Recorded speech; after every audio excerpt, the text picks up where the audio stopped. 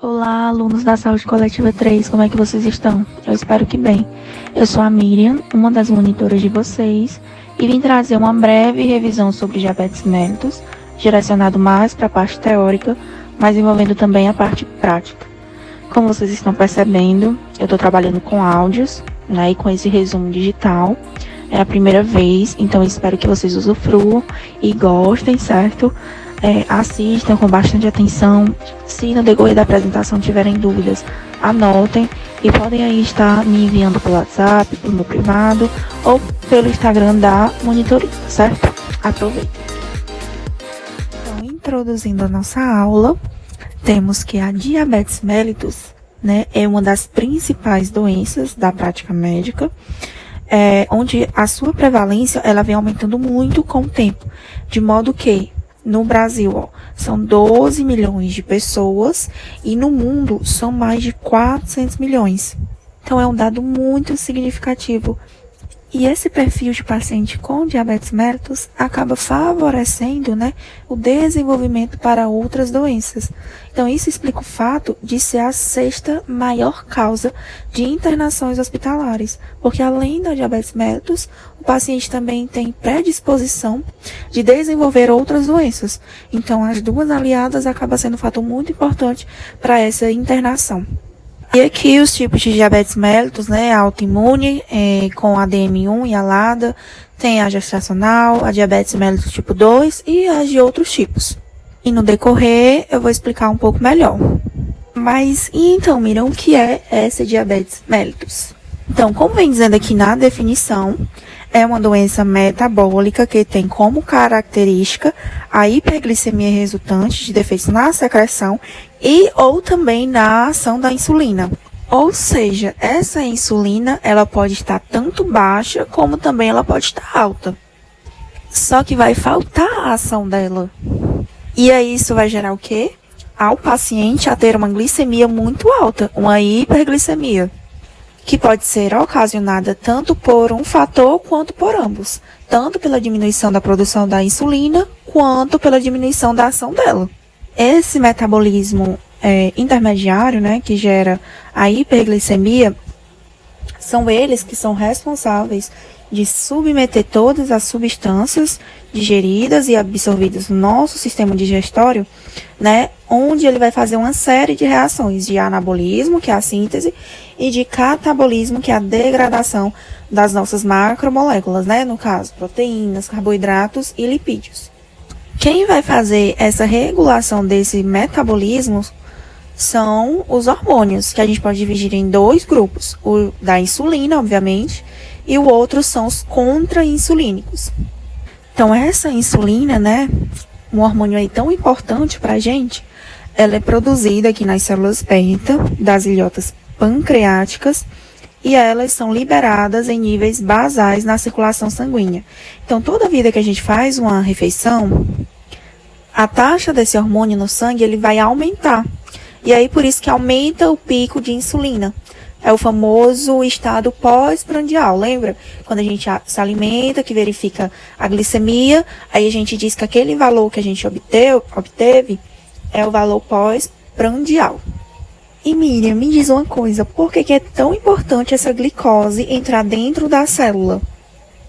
Existem dois motivos primordiais. A primeira é a ocorrência da glicólise, né, que é um processo através do qual esse substrato é utilizado como principal fonte de energia, né, para as nossas atividades. E segundo, porque é através dos hepatócitos que a gente consegue pegar o excesso de glicose e armazenar sob forma de glicogênio, né, que é o famoso gliconeogênese. Já os hormônios contra-insulínicos são 4. O glucagon, que ele é produzido pelas células alfas do pâncreas, a adrenalina, que é produzido pela medula suprarrenal, o cortisol, que é produzido no córtex suprarrenal, e o GH, que é produzido no adeno-hipófise. Dentre esses hormônios, o glucagon ele é o mais relevante, porque ele vai fazer uma ação contrária à insulina. Ou seja, enquanto a insulina ela é estimulada pela hiperglicemia, né, para retirar essa glicose do sangue, o glucagon ele é estimulado pela hipoglicemia, né, em jejum. E aí ele tende a aumentar os níveis de glicose no sangue. É justamente por isso que ele é tido como um hormônio hiperglicemiante. Inclusive, vocês vão ver isso na saúde coletiva 4, que quando o paciente está no processo de hipoglicemia, uma das terapêuticas é justamente dar o glucagon para o paciente, porque ele vai estimular o fígado a liberar, né, a glicose. E aí fazer com que se estabilize essa hipoglicemia do paciente. É principalmente dado em pacientes inconscientes, viu? Então, concluímos, né, a parte da introdução. Depois vocês dêem uma olhada nessa imagem, que ela está ilustrando bem direitinho o processo que eu acabei de explicar. Espero que vocês tenham entendido a parte da fisiologia, né, por trás do metabolismo intermediário, que eu expliquei para vocês, né, e entender que também o problema está na ação da insulina e que todo paciente com diabetes mellitus, ele vai estar se comportando como se estivesse em um estado de jejum. Peraí, meu povo, vou explicar. Então, lembra que lá no início a gente definiu que a diabetes mellitus, ela é decorrente de um problema tanto na produção quanto na ação da insulina? Então, no final das contas, isso vai levar a uma mesma situação. A glicose, ela não vai conseguir entrar na célula. Então, independente do nível glicêmico que estiver no sangue, ou seja, se a pessoa estiver com glicemia alta, se a pessoa estiver com glicemia baixa, a célula, ela não vai estar tendo um substrato para poder produzir energia. Então, o corpo vai entender como se a pessoa estivesse em um jejum, entendeu? Como se a pessoa não tivesse alimentado. E aí vai aumentar as atividades dos hormônios contra-insulínicos. E qual foi que eu disse que era o principal? O glucagon. E aí vai estimular a glicogenólise, a gliconeogênese e a lipólise. Só que existem vários mecanismos que podem levar a um quadro como esse, né? Que é justamente nessa diferença que a gente vai classificar os tipos de diabetes.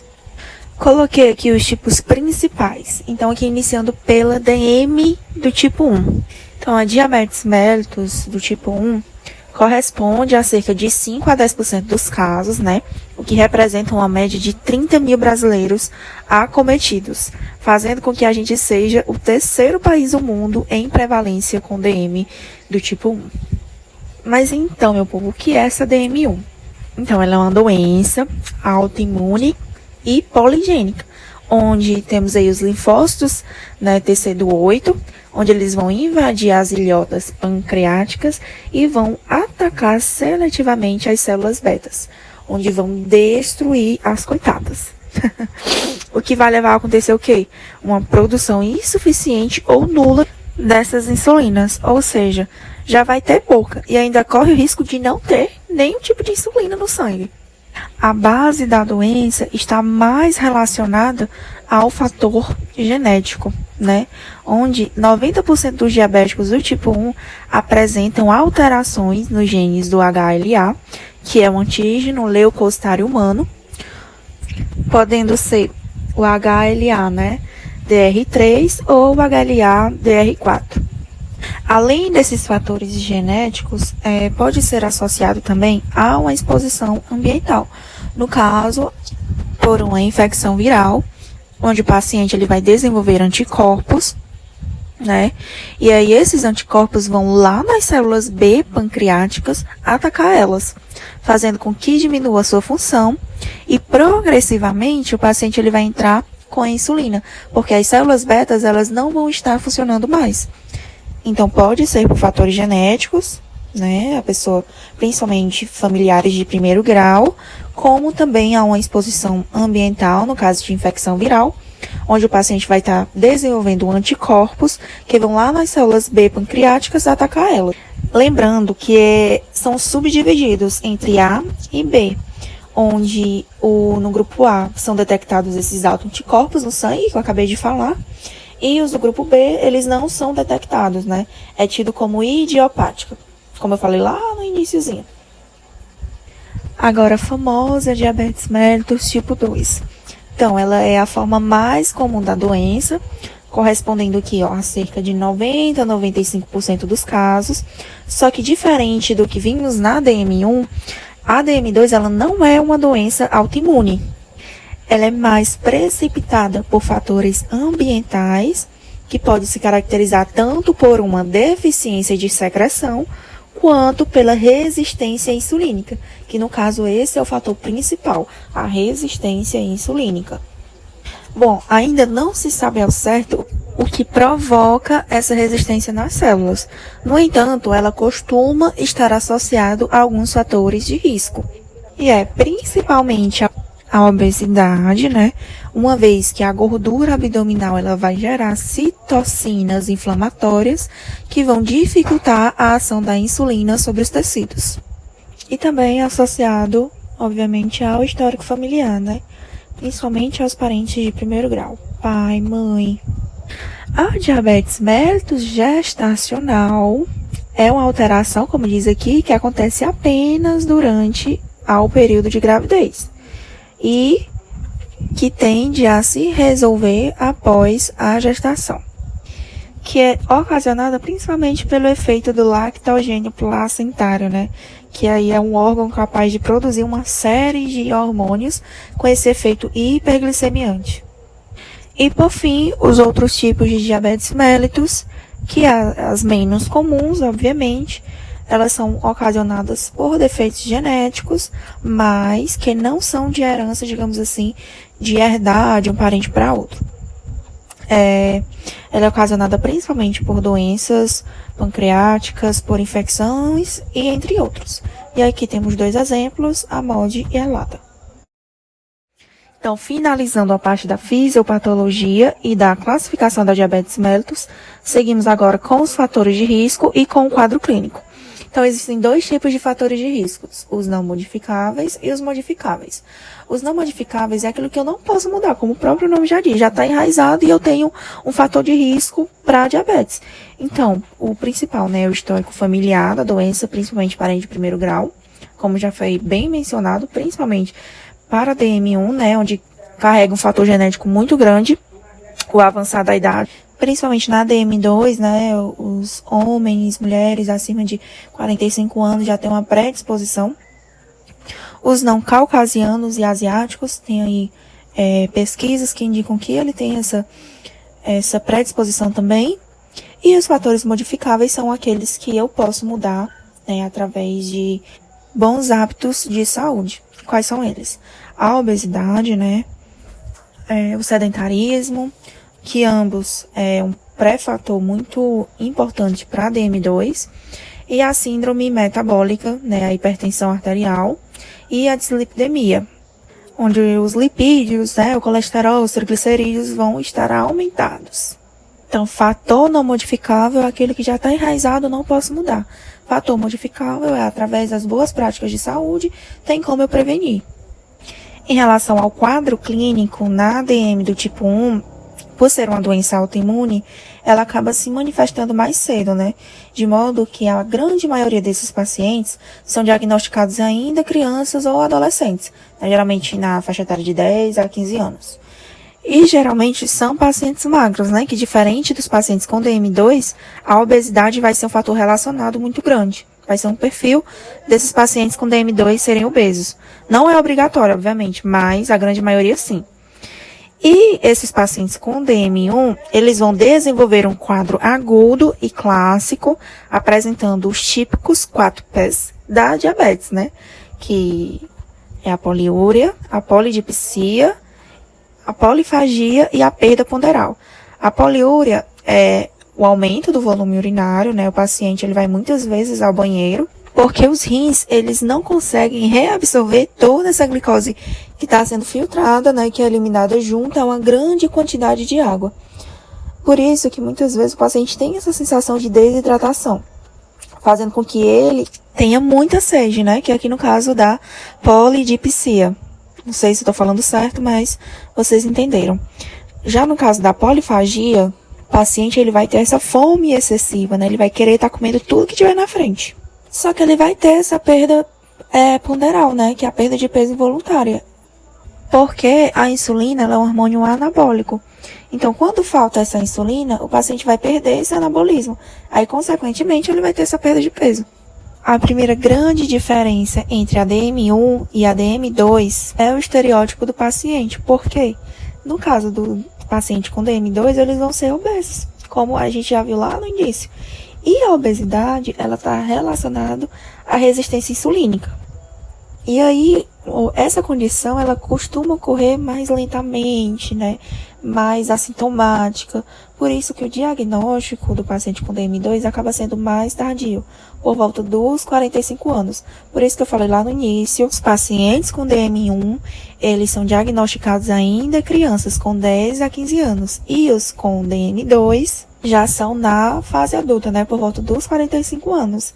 Outra diferença é que os pacientes com DM1 geralmente são magros e os pacientes com DM2 geralmente são obesos. E, né, que é por volta dos 45 anos, esses pacientes com DM2 começam a apresentar esses sintomas clássicos novamente, os 4 P's, que é poliúria, a polidipsia, a polifagia e a perda de peso. Vocês estão vendo aqui essa imagem, né, a acantose nigricans, que é essa lesão aqui hiperpigmentada de queratina, que geralmente aparece né, nas nossas obras, axila, pescoço, virilha. Elas são muito comuns em pacientes obesos, né, que tem esse risco alto para diabetes do tipo 2. Então, se você observar, os dois sempre estão atrelados, a obesidade e a diabetes. Em relação ao rastreio, né, de acordo com as diretrizes mais atuais, a gente só deve fazer quando os pacientes eles têm ao menos um desses dois critérios, que é a idade maior que 45 anos e ter obesidade ou mais de um fator de risco no mínimo. São aqueles fatores de risco que eu acabei de falar para vocês, né? Os parentes de primeiro grau, que são portadores de diabetes mellitus, os sedentarismos, pacientes não asiáticos, não caucasianos, mulheres que tiveram diabetes gestacional, hipertensos, que tem a acantose nigricans, como eu falei para vocês, que é a manchinha, né, hiperpigmentada na região aqui das dobras, principalmente pacientes obesos. Então, a gente sempre deve observar essas predisposições para poder fazer o rastreamento da diabetes e solicitar os exames, né, glicemia em jejum, a TOTG ou a hemoglobina glicada, que eu vou falar agora em seguida. Então, para o diagnóstico, a gente se baseia pelos padrões de normalidade, né, que são esses valores aqui após o exame. Então, a glicemia em jejum normal é que dê menor do que 100, a TOTG, né, o normal é que dê 140 e a hemoglobina glicada menor que 5,7. E aqui são os valores, no caso, né, de pré-diabetes ou diabetes já estabelecido. Então, para fechar o diagnóstico, como vem dizendo aqui, são necessários os exames laboratoriais, que são eles: a glicemia em jejum, o teste oral de tolerância à glicose, a TOTG, e a hemoglobina glicada. No caso da glicemia de jejum, basta o paciente ficar em jejum por 8 horas e depois será acolhida, né, uma amostra de sangue para poder avaliar o nível glicêmico. Então, espera-se que esse valor aqui dê menor do que 100. O teste oral de tolerância à glicose, como é que vai ser? O paciente vai passar por 3 etapas. Primeiro, ele vai realizar a glicemia em jejum, a normal. Depois vai ingerir 75 gramas de glicose, né, de açúcar, e vai coletar a amostra após 2 horas, medindo a glicemia novamente. O valor que espera-se que dê é menor que 140. A hemoglobina glicada, né, ela tem uma menor sensibilidade, mas que reflete o controle glicêmico do paciente nos últimos 3 a 4 meses. Esse exame, ele é ideal para aqueles pacientes, por exemplo, a consulta do fulano de tal está marcado para daqui a 2 semanas. Nesse período de 2 semanas que antecede a consulta, ele vai mudar os hábitos de vida dele, vai se alimentar bem, né, vai praticar exercícios físicos, para quando chegar no dia da consulta, a glicemia dele está controlada. Só que a importância da hemoglobina glicada é que ele vai pegar o valor dos últimos 3 meses. Então, vai saber realmente se o paciente ele tem adquirido boas práticas de saúde e não somente, né, aquela que antecede a consulta. Por isso que é muito importante, porque vai dizer o valor da glicose circulante associado com essa hemoglobina glicada. Que o ideal, como vimos anteriormente, é que menor do que 5,7. Um detalhe muito importante é que tem que fazer esses testes, esses exames, em momentos distintos. Então, por exemplo, hoje eu orientei ao meu paciente para que ele fosse lá no laboratório e fizesse a hemoglobina glicada, certo? Para confirmar, eu vou pedir daqui a 1 ou 2 dias ou um exame diferente, por exemplo, a TOTG, ou eu posso pedir o mesmo, né, no caso da hemoglobina glicada. Então, deu para entender? Para diagnóstico, eu vou precisar de 2 exames alterados. Então, como bem explica aqui, ó, nesse esquema, 2 exames normais, o paciente é no máximo pré-diabético. É no caso daqueles pacientes que chegam com a glicemia alterada, sabe? Talvez da comida que comeu no dia anterior. E é muito importante fazer o acompanhamento, né, desses perfis, mesmo que considerado pré-diabético, para que ele não desenvolva uma diabetes mesmo, não se instale, digamos assim, né? E oriente ele a bons hábitos de saúde, como alimentação saudável, prática de exercícios físicos. Agora, a outra situação, que é quando o paciente fez os 2 exames, né, que eu orientei, por exemplo, uma hemoglobina glicada e uma TOTG em momentos distintos, e aí deram alterados, os valores deram alto. E aí realmente o paciente vai ser considerado com diabetes mellitus. Agora, no caso, se der um exame normal e o outro alterado, a gente vai repetir o exame que deu alterado ou pede um diferente dos 2 anteriores que a gente fez. Então, como eu já citei, fez hemoglobina glicada e fez a TOTG, pede então a glicemia em jejum. Ou pode acontecer do paciente chegar com os 4 PES, a poliúria, a polidipsia, a polifagia e a perda de peso. E esse quadro clínico vai vir associado com uma glicemia alterada, com valor maior ou igual a 200 mgdl, né? E aí, nesse caso, o paciente nem precisa fazer o exame sanguíneo, que ele já é considerado com diabetes mellitus. Então, aqui eu coloquei como se realiza, certo? A coleta de glicemia normal, que a gente faz nos postos de saúde. E bem aqui nessa tabela, eu coloquei os valores de glicemia de acordo com essas sociedades aqui, né? A ADA, a IDF. E aí, existem os valores pré-prandial, os valores pós-prandial e a hemoglobina glicada. E aqui no pré-prandial, né, antes da refeição, são esses valores estipulados. E a glicemia pós-prandial, após ser alimentado, aqui são os valores 180, 160, tem que dar menor do que isso. E a hemoglobina glicada, que a gente viu que a maioria pede que seja menor do que 7 para ser considerado normal. Agora vamos para a parte do tratamento. Então, tem o tratamento não farmacológico e o tratamento farmacológico. O não farmacológico é aquele que corresponde àquela velha mudança do estilo de vida, né? E está indicado para todos os pacientes diabéticos ou pré-diabéticos. Lembra que no início eu falei que quando dá os 2 exames normais, só que o paciente ainda está nos valores de pré, é importante que ele inicie essa mudança de estilo de vida, que é para não deixar que se instale a doença. Mas, enfim, para tanto os diabéticos quanto os pré-diabéticos, existem 3 formas. A adequação alimentar, né, através de dietas com baixo nível calórico, a atividade física. Obviamente, temos que analisar o perfil de cada paciente. Se for um idoso, a gente vê outras táticas também, como a natação. E a cessação do tabagismo, né, já que essa prática ela pode aumentar muito os riscos de diabetes mellitus. O tratamento farmacológico, ele consiste na administração de drogas antidiabéticas e ele ganha bastante espaço quando a MEV, né, a mudança do estilo de vida, sozinha não é o suficiente para dar conta de controlar a diabetes mellitus. E também ela é necessária, né, para essa estabilização clínica após o controle com a insulina. Então, tem os medicamentos de primeira, segunda e terceira linha. Os de primeira linha, se após 3 meses de mudança do estilo de vida, não houver o controle glicêmico, né? Nesse caso, é recomendado, né, a administração de metformina. Um médico que prescreve, no caso.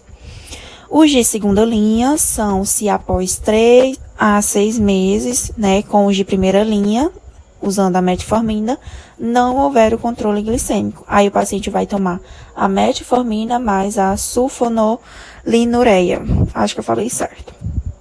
E por fim, os de terceira linha se o controle metabólico não for alcançado, após o uso de metformina em associação com uma sulfonilureia por 3 a 6 meses. E aí a gente deve considerar uma terceira medicação para esse tipo de paciente. Seguindo aqui temos a insulinoterapia, né? Que no caso da DM2 é quando a glicemia ela está maior ou igual a 300 no diagnóstico. O paciente ele tem emagrecimento progressivo ou então situações de estresse agudo, tá tendo falha na terapia oral combinada, né? No caso da metformina, da sulfonilureia e entre outros, e também é indicado para gestantes. O processo de insulinoterapia é importante a gente dividir em 4 passos para não esquecer. Então, o primeiro passo é o transporte e a conservação, o segundo é o preparo dessa insulina, o terceiro é a aplicação no paciente e o quarto é o descarte. Então, iniciando aqui pelo transporte, né? No caso do doméstico, ele deve ser transportado em embalagem comum mesmo, né? Pode ser utilizado a térmica ou a de isopor, mas é importante que não entre em contato direto com o gelo, né? Deve ser realmente guardado em um depósito, longe tanto do calor quanto do frio excessivo. Em deslocamentos, independente da forma e do tempo, a insulina sempre deve ser transportada na bagagem de mão. Porque, como eu disse, se a gente colocar essa embalagem em cima ou abaixo da nossa cintura, vai ter oscilações de temperatura e aí pode afetar na qualidade da insulina. Dentro da geladeira, ela deve ser guardada, né, dentro da embalagem original ou também um recipiente plástico, né, dentro de um depósito com a tampa. E aí, o ideal é, como mostra aqui na imagem, que você coloque na terceira prateleira da geladeira e nunca na porta, nem no refrigerador, para que não congele realmente a insulina. A insulina, né, ela deve ser lacrada e precisa ser mantida entre 2 a 8 graus Celsius. Após aberta, ele deve ser mantido em temperatura ambiente para amenizar a dor, né, no local da injeção. No máximo, numa temperatura entre 15 a 30 graus Celsius. A gente não deve congelar a insulina, como eu já mencionei, e após 1 mês do início do uso da insulina, ela perde a sua potência. E aí, a gente orienta quanto ao aspecto normal das insulinas e orienta com relação antes de aplicar, deixar uns minutinhos antes fora da geladeira, para que amenize a dor, né? Também se atente à normalidade de coloração, validade da insulina. Aqui temos as seringas de insulinas, né? Que são medidas em unidades internacionais. Tem aqui a de 30 unidades, a de 50 unidades e a de 100 unidades. Usar as seringas, né, com agulha fixa, porque evita o uso desnecessário de uma seringa a mais para poder aspirar a outra insulina. E também no caso de ficar acumulado insulina bem no comecinho da agulha, né? E também obviamente, de estar aplicando dose a mais ou dose a menos no paciente. Como diz aqui, as seringas em geral são de uso individual e único, devendo ser descartadas após o primeiro uso. Então, usou, descartou. Aqui temos as canetas de insulinas, né, que são direcionadas mais para pacientes com DM1, e a tendência é que no futuro 100% recebam essas canetas ao invés dos frascos, né? Ela é bem mais fácil de manipular do que as seringas, as ampolas. Então, vamos lá para as vias de administração. A via mais utilizada e a padrão é a subcutânea, certo? A gordura, onde a gente faz a preguinha para poder aplicar. Antes da aplicação, a gente tem que limpar com álcool e esperar secar antes de aplicar. E a importância de fazer os rodízios nos locais de aplicação. Então, a gente divide cada local em pequenos quadrantes. E aí, as aplicações nesses quadrantes devem ser espaçadas em pelo menos 1 centímetros entre elas. E aí, a gente segue o sentido horário.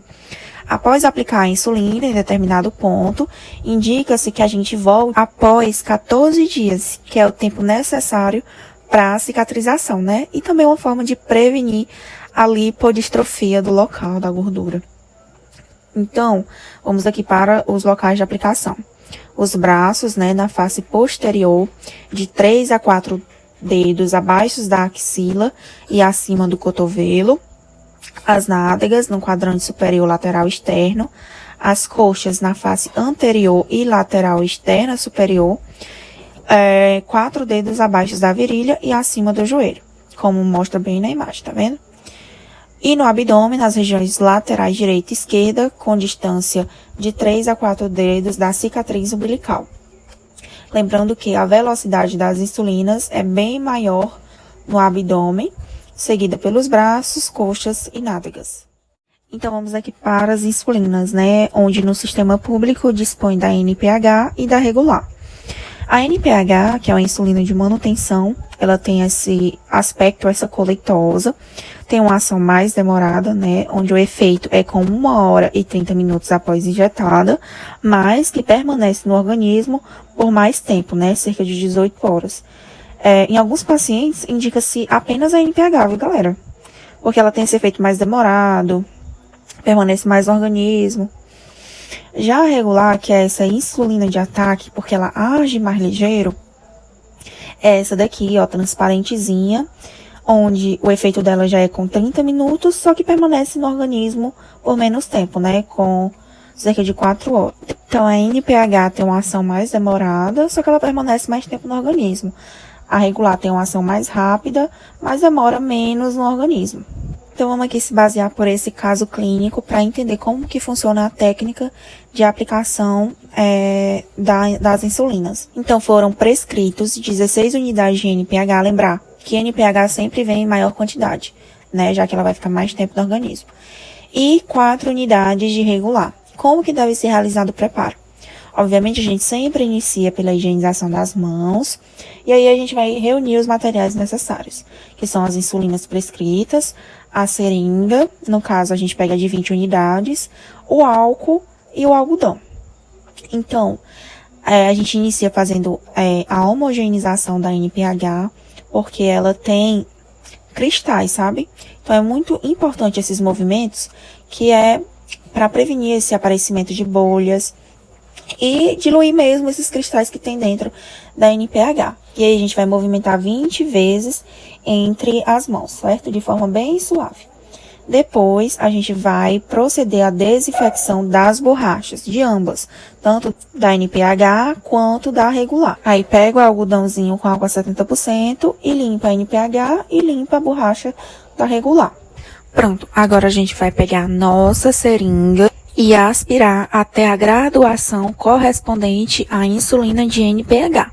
No caso, foram prescritos 16 unidades. Então, a gente pega a seringa e coloca até 16 unidades de ar. Colocou o ar dentro da seringa, agora a gente vai pegar essas 16 unidades de ar e vai injetar dentro do frasco de NPH. Pronto. Aí, a gente retira a agulha do frasco sem aspirar ela. A gente só vai colocar o ar e vai reservar. Pronto. Agora, a gente vai fazer a mesma coisa com a regular. No caso da regular, foram prescritos 4 unidades. Então, a gente aspira o ar dentro da seringa e vai injetar dentro da regular agora. Aí, a gente já vira o frasco e aspira ao correspondente às 4 unidades. Então, colocou ar, já aspira de volta as 4 unidades de insulina. E aí, já elimina as bolhas, se tiver, né?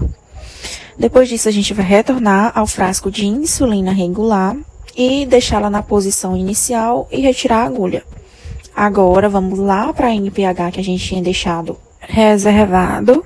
E aí, a gente vai introduzir a agulha e vai aspirar a dose correspondente à insulina de NPH, que são as 16 unidades. Então, na verdade, a gente vai só completar, né? Porque ela já tá com as 4 unidades de regular e agora a gente vai completar com as 16 de NPH, completando as 20 no total. E a gente remove a agulha e protege até o momento da aplicação, né? Como a gente viu no slide anterior, os locais, faz a preguinha, aplica no ângulo de 90 graus. E lembrar que não é necessário aspirar antes de injetar a insulina, tá bom? E é importante também manter a insulina por no máximo 5 segundos. E aí a gente deixa lá a seringa, né? Fazendo com que ela entre toda no tecido subcutâneo. E aí a gente finaliza com o descarte da agulha, né? Que é tanto no Descartex, em caso de unidade hospitalar, e em casa orientar o paciente a colocar nos tubinhos de amaciante, para quando estiverem cheios, levarem até a unidade que eles são acompanhados. Então, brevemente falando das complicações da diabetes, né, elas são decorrentes de um controle inadequado da glicemia, tem a ver também com o tempo de evolução dos fatores genéticos da doença. As principais complicações são as microvasculares e as macrovasculares. As microvasculares é relacionada à retinopatia diabética, né, onde atinge aí principalmente a retina, e é uma das principais causas de perda visual irreversível. Um dos exames padrões é aí a fundoscopia, como mostra a imagem ao lado. Outra complicação é a nefropatia diabética, ou a doença renal do diabetes, né, que é baseada na taxa de filtração glomerular e na excreção urinária de albumina.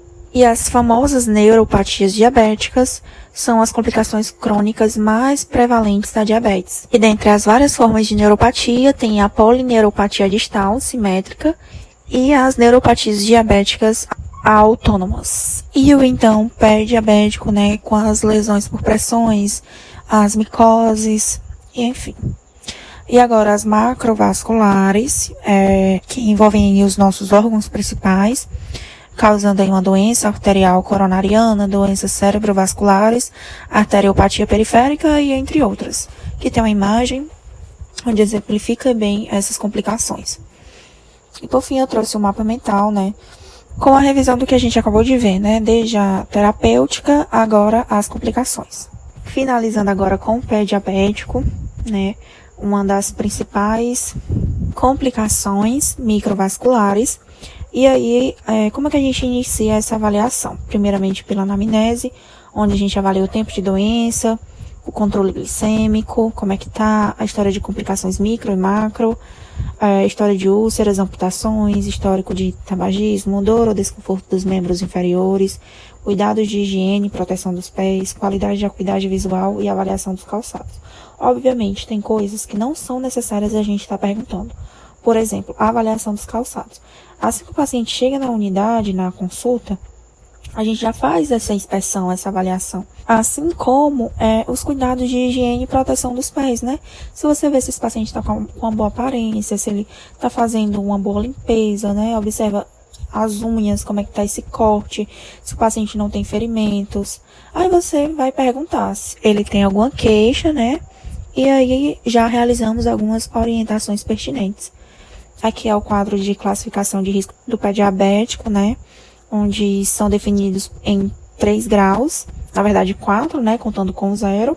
O 0 é a neuropatia ausente. No grau 1 tem essas neuropatias com ou sem deformidades, que são aqueles dedos em garras, dedos em martelos, os dedos em charcot. O grau 2 é a doença arterial periférica com ou sem neuropatia presente. E o grau 3 é a história de úlcera ou de amputação. A gente já classifica ele, né, para direcionar a nossa conduta.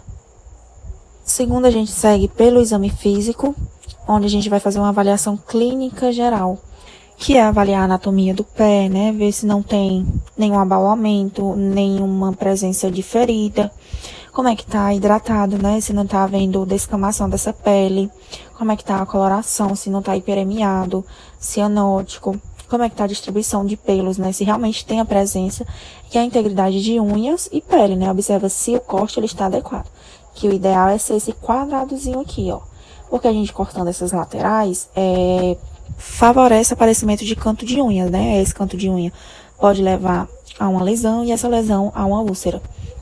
E lembrar que quanto menos cortar, melhor. O ideal é que ele corte e mantenha serrando. Então, para avaliação neurológica, a gente utiliza o monofilamento de 10 gramas e o diapasão. Aqui eu tô falando bem superficialmente, porque a outra monitora ela vai demonstrar em vídeo para vocês, tá bom? Que eu tô falando mais a parte teórica mesmo. Então, trazendo novamente o que eu acabei de falar, na pele a gente vai observar a higienização, corte das unhas, se a pele está ressecada ou descamativas. Observa se não tem micoses, né? Porque essas micoses, elas são geradas porque o paciente deixa esses pés úmidos, não seca bem, principalmente entre os dedos. E aí essa micose, ela pode gerar uma lesão por pressão, né? Uma úlcera. Observa também a temperatura, na questão musculoesquelética, se o paciente não está com alguma deformidade, né? O pé de Charcot, os dedos em garras. E aí, no vascular, a gente vai palpar os dois pulsos, o pé de osso e o tibial posterior, como mostra bem aqui na imagem a localização. Então, a gente vem com os nossos dedos aqui nas pontinhas, né, para sentir esse pulsamento. E aí, a gente vai registrar como presente ou ausente. Aí, observa, né, se não é um pulso cheio, um pulso fino, se tá regular. E a frequência. Por fim, a gente finaliza com a avaliação neurológica, com teste de sensibilidade, né? Utilizando um monofilamento de 10 gramas e, para avaliar a sensibilidade vibratória, o teste com diapasão. E aí a gente vai se basear pelas 3 regiões plantares, o hálux, a primeira e a quinta cabeça do metatarso, como vem indicando aqui na imagem. E aí, antes de realizar, a gente aplica primeiro o monofilamento nas mãos do paciente para demonstrar como é a sensação. E aí a gente vai pedir para o paciente fechar os olhos, analisa, né, se está totalmente vedado, e aí a gente vai aplicar o monofilamento na superfície da pele com força suficiente para que esse monofilamento dobre. E aí você conta, por exemplo, 1001, 1002, que é o equivalente a 2 segundos, e retira. Pergunta para ele se ele sentiu e onde que ele sentiu. É importante a gente fazer pelo menos um movimento falso. Então, a gente faz, por exemplo, 2 vezes o movimento no hálux, no metatarso, primeiro e quinto, e faz um falso intercalando, né, e perguntando para o paciente. Tem o teste de Aquileu também, só que em nossas práticas diárias ele é pouco utilizado. Caso não tenha nenhum desses 2 materiais, o monofilamento e o diapasão, a gente faz o teste de sensação tátil, né, onde a gente vai pegar as pontas dos nossos dedos, os indicadores, e vai fazer o mesmo movimento por 2 segundos no hálux, na primeira e na quinta cabeça do metatarso, perguntando se o paciente está sentindo e onde ele está sentindo. Para finalizar, as úlceras elas são classificadas, né, em pé neuropático ou pé isquêmico, como mostra bem aqui na imagem, né? O pé isquêmico tem um pulso diminuído, ele é sempre frio, tem a pele fina e brilhante. Já no pé neuropático, ele é deformado, tem o engurgitamento das veias do dorso, é quente, rosado. Então, um dos cuidados que a gente deve orientar esse paciente é realizar a higiene diária, cuidar ao secar, né? Principalmente para evitar as micoses, pegar uma toalhinha, limpar entre os dedos, cortar as unhas em linha reta, evitar de estar direto cortando a unha, né? Dar preferência a serrar e manter o corte. Usar sapatos ortopédicos, que são aqueles indicados para pacientes diabéticos, né? Quando for na loja, vá ao final do dia, porque são quando os pés geralmente estão mais inchados, para comprar realmente o tamanho ideal, né? Examinar os pés diariamente para ver se não tem nenhuma rachadura, um inchaço, alteração da cor, da sensibilidade, e primordialmente controlar os níveis de açúcar e prevenir e tratar as úlceras nos pés. E é isso, gente. Aqui foi alguma das referências utilizadas.